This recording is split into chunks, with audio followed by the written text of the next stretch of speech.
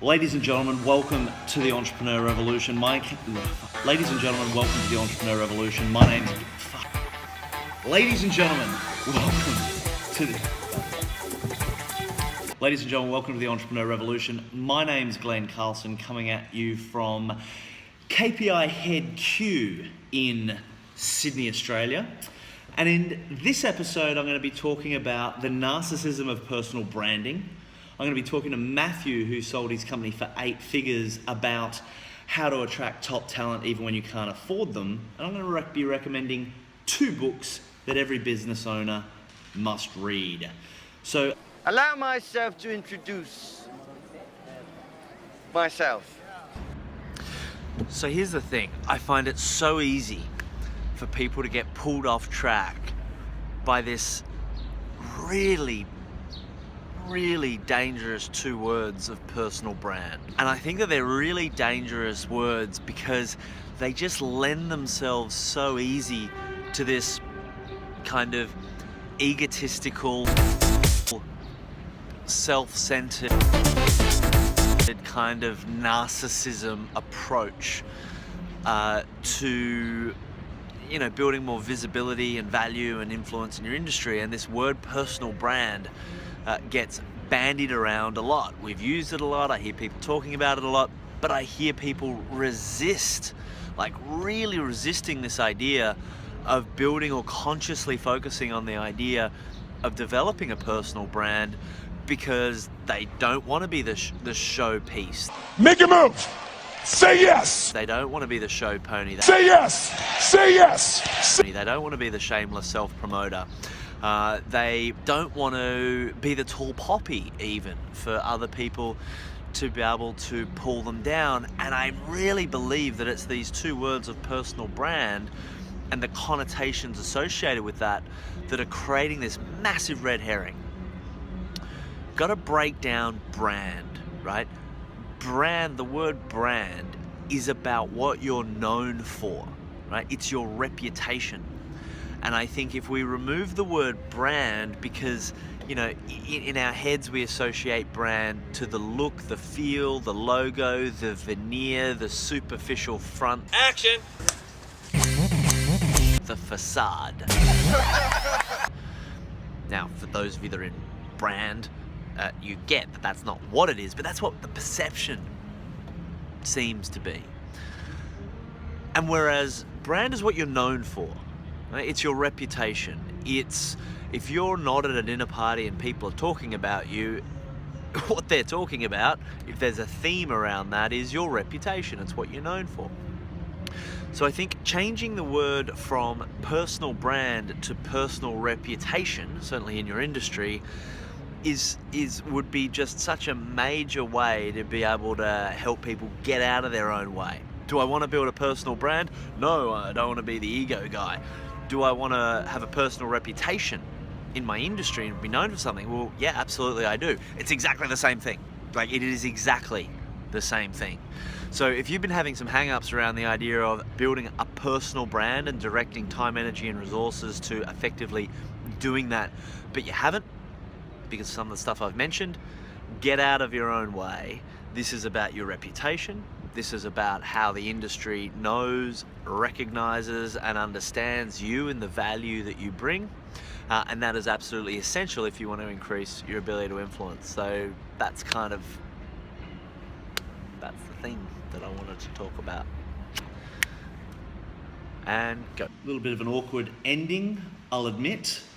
But now I want to cut to a conversation that I had with Matthew. Now, just a brief bit of context. Built the 3rd fastest growing company in Australia, over 200 employees. I sat down with him before a conference that we were running together to just ask him about the idea of how to attract top talent when you can't afford to pay them. The short answer to that one is equity.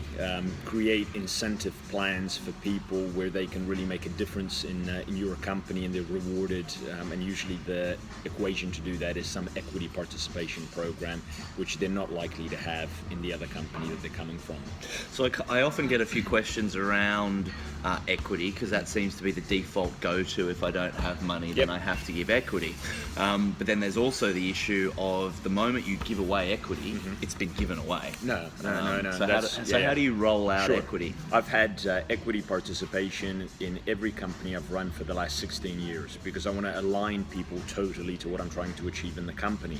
And the way to do that, you don't just give it away. You create a stock option plan, which is equity participation that is based on something happening. And that something is usually two things. One, they achieve some level of performance, which is stipulated in the stock option plan. So they have to sell X amount, or they have to get X partnerships. And so you can define that any way you want. There's total freedom. And then the second thing has to happen is the company experiences a liquidity event. So it goes public, it's bought, whatever the case might be. And when those two things happen, their options become stock. And at that moment they participate. But up to that point, they're not a shareholder. You haven't given anything away. And if they leave, they forfeit the options. Great. So they got to perform. They got to stick around. Yes. And that can be applied beyond salespeople. Yeah, in my current company, Complexica, we're rolling it out for every employee. So and this is the Silicon Valley way of doing things in tech. You know, people join because they want to participate from an equity point of view. Look, and that goes back decades. Microsoft made more PA millionaires than any other. I made a PowerPoint, now I'm a millionaire. Absolutely. I answered the phone there for 3 years and now I'm a multi-millionaire. But equity participation is part of the fabric of California, of Silicon Valley and so forth. And I think it brings a lot of alignment and great culture to a business. So I'd highly encourage people to do it. The other thing that I'd think about is to look at what can you offer that the number one company can't.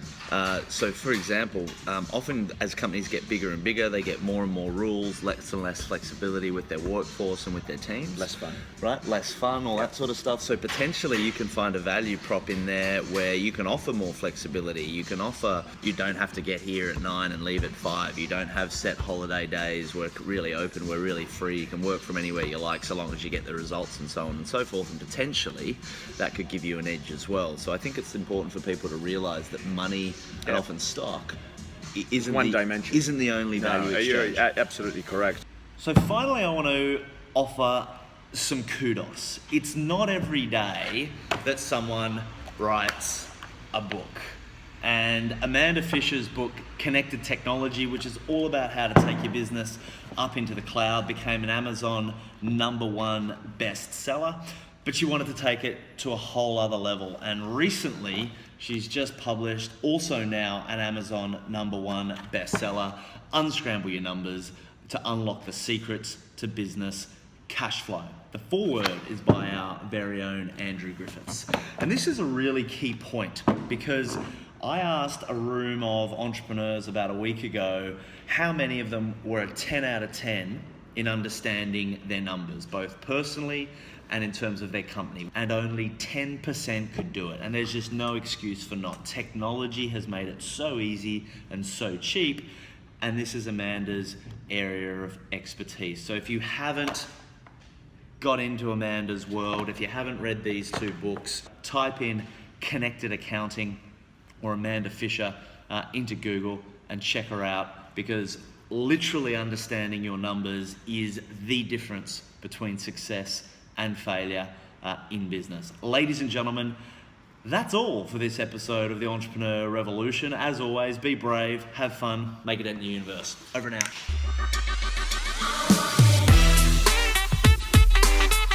Please give me a big round of applause. Woo. Is that all I get?